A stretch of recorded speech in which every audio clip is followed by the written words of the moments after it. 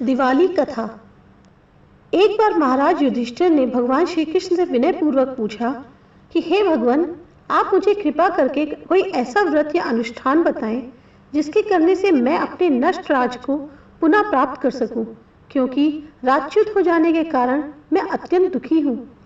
श्री कृष्ण जी ने कहा, हे राजन, मेरा परम भक्त दैत्यराज बलि ने एक बार 100 अश्वमेध यज्ञ कराकर संकल्प लिया था।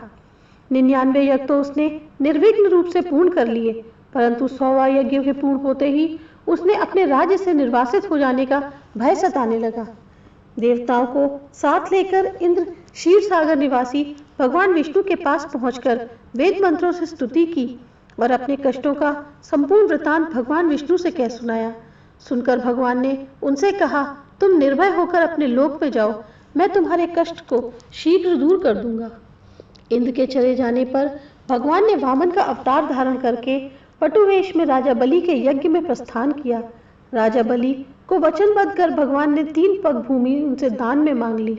बलि द्वारा दान का संकल्प करते ही भगवान ने अपने विराट रूप से एक पग में सारी धरती को नाप लिया, दूसरे पग से अंतरिक्ष और तीसरा चरण उसके सिर पर रख दिया। राजा बलि की दानशीलता से प्रसन्न हो भगवान ने उससे वर मांगने को कहा। राजा ने कहा, कार्तिक कृष्ण पक्ष की त्रयोदशी से अमावस्या तक अर्थात दीपावली तक इस धरती पर मेरा राज्य रहे। इन 3 दिनों तक सभी लोग दीपदान कर लक्ष्मी जी का पूजन करें और कर्ता के गृह में लक्ष्मी का वास हो।